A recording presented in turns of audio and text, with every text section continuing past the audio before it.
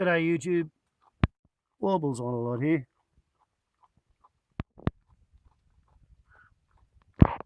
Pondering the spectacle of the Australian Federal Senate, where there is, to coin a phrase, a shit fight on the crossbenches.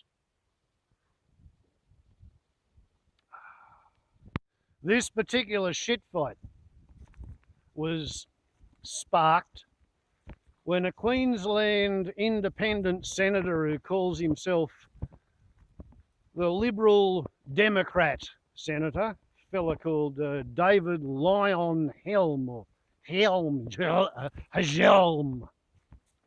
Lyonhjelm, Norwegian apparently, in terms of his ancestry.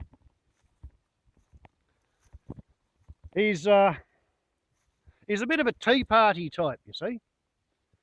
Styles himself a libertarian. Doesn't want the government to regulate anything except the things that he doesn't like.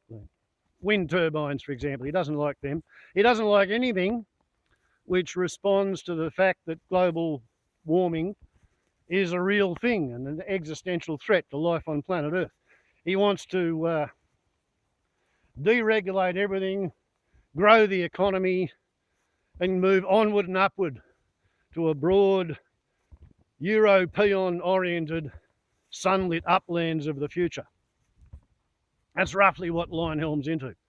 So it's no surprise that he hates Australia's gun laws. He hates Australia's self-defence laws. He does not like the idea that in Australia, anybody who carries any object with the intention of using that object as a weapon against other people, just in case, if they need it for self-defence, should they be attacked. In Australia, that's known as going armed with intent to commit a crime, i.e. assault with a weapon. It's different to America, which presumably is where this David Lyonhjelm would like to live. He doesn't like the idea that you're not allowed to have shotguns with more than 5 rounds in the magazine. Once upon a time, it was only 2 rounds in the magazine. That wasn't enough for him. He wants you to be able to have 8-round shotguns or 10-round shotguns. The Adler shotgun became his big cause célèbre. And that basically didn't work out well for him. His motion was sidelined to committee, and the committee said, no, this is a really stupid idea.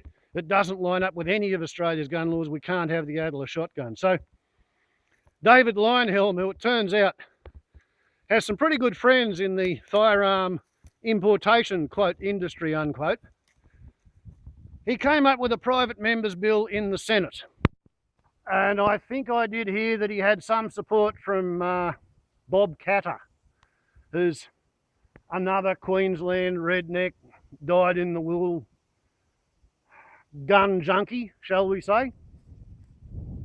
An independent. Both Lyonhjelm and Katter appeal to the same sort of redneck buffoon who would otherwise be voting for the Liberal Party or the National Party or the One Nation Party. And they're big on the idea of self-defence, and they don't quite understand why they're not allowed to carry a pistol in their back pocket just in case they get attacked. That'd be nice. They think that'd be good, you know. They could live up to their John Wayne fantasies. So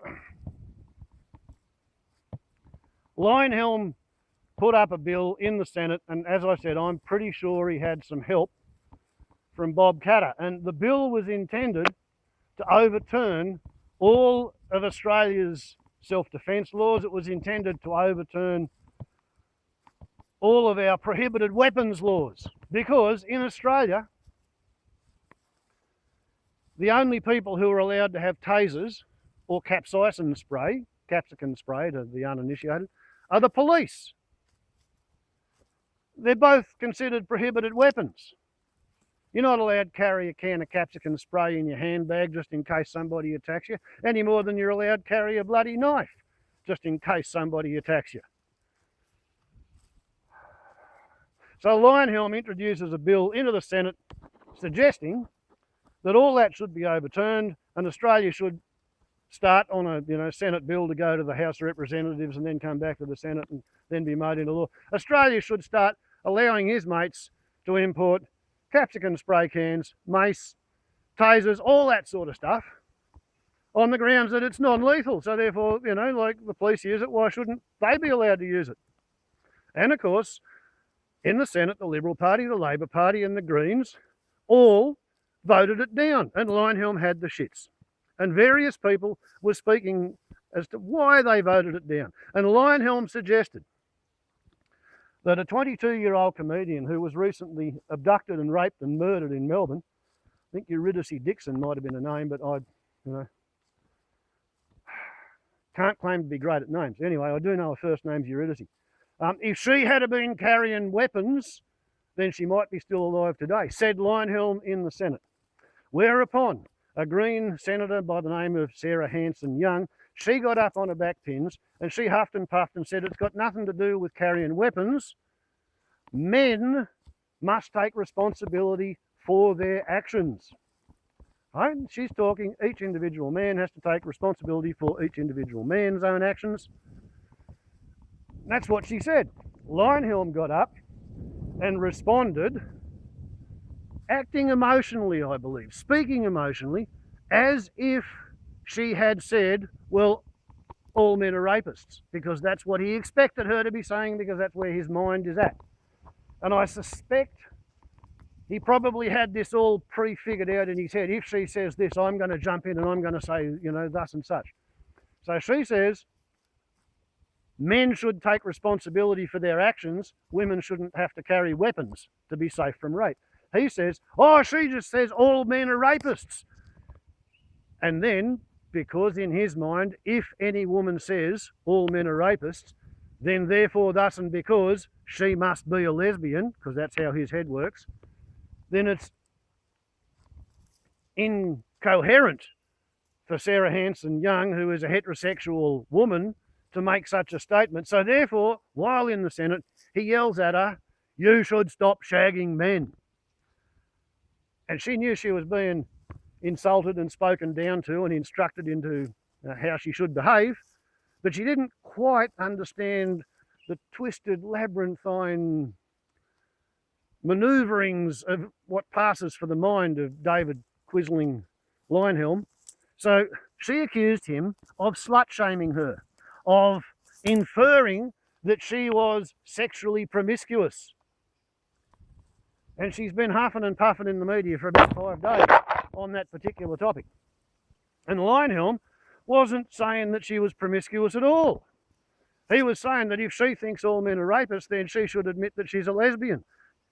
So they're having this conversation, shouting at each other. And they're sort of, each one's got the wrong end of the stick. And Hanson-Young, yeah, she's absolutely right.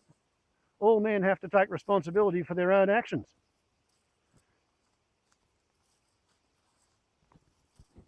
And Lyonhjelm's right in his own little way too, because the fact that one man raped one woman does not mean that all men are rapists. A whole bunch of men choose not to be rapists. Some men decide that that's the only way they're going to get what they call their gratification. Some men feel entitled to rape. Doesn't mean that all men are rapists. It means that some men have got shit for brains. So it's a bit sad, really, that the pair of them are having such a humding and fight over a miscommunication. But the bottom line, I suppose, is that a word means what one's listener thinks it means. It doesn't matter what Sarah Hanson-Young thought she was saying. As far as Lyonhjelm's emotional response is concerned, he's reacting to what he thought she was saying. He's reacting to what he expected her to say. He's probably reacting to what he wanted her to say. And then she's reacted equally emotionally without thinking through what he actually said. He was saying if she says that all men are rapists, then she must be a lesbian. So how come she has sexual relationships with men? None of which has got anything to do with the issue which was supposedly at hand, which was whether Australia should change its self-defence and its prohibited weapons legislation to suit Senator David Quisling Lyonhjelm and his mates in the firearm importation industry who want to make Australia more like America. Because he doesn't want to live in Australia. He doesn't want to live under Australian law. He wants to live in some fucking Texan, Arizonan, Utah shoot-'em-up fantasy. David Lyonhjelm does not live in an evidence-based universe. He lives in an ideology-based universe. Probably like Anders Breivik, whatever his name was, that crazy, mad Norwegian white supremacist who decided that in order to save Europe from the alleged swarming hordes of Muslims who were threatening Norway, the obvious thing to do was put on a police uniform and go and use automatic rifles against teenage white Norwegian Labour Party members. Yeah. So to save Europe from the coming Muslim hordes, a Norwegian white supremacist went and shot up a bunch of white Norwegians. To save Australian women from violence, David Lyonhjelm wants to increase Australian citizens' access to weapons. More weapons. Weapons with higher capacity magazines, faster firing weapons. Concealable weapons to be carried around. Chemical weapons, electrical weapons.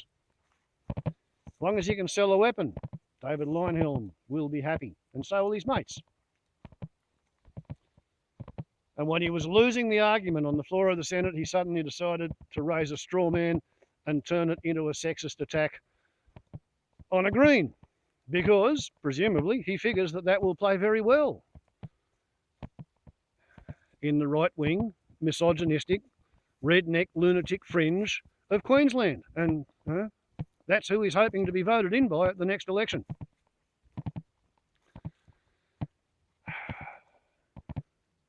Reason I like to call him a Quisling is because Quisling was the head of the Norwegian Nazi Party before World War II, and then once the Nazis came to power, of course, Quisling was appointed the Norwegian Prime Minister to rule the place for the Nazis. So we have this alleged libertarian Democrat who turns out to have a whole lot of right-wing control freak, military, armed, fascist fantasies. He thinks might is right. And he likes rich pretty good as well. And he really hates greenies and the environment. And this is how he operates. Senator David Quisling Lyonhjelm, however the hell you're supposed to pronounce his fun, fancy foreign name.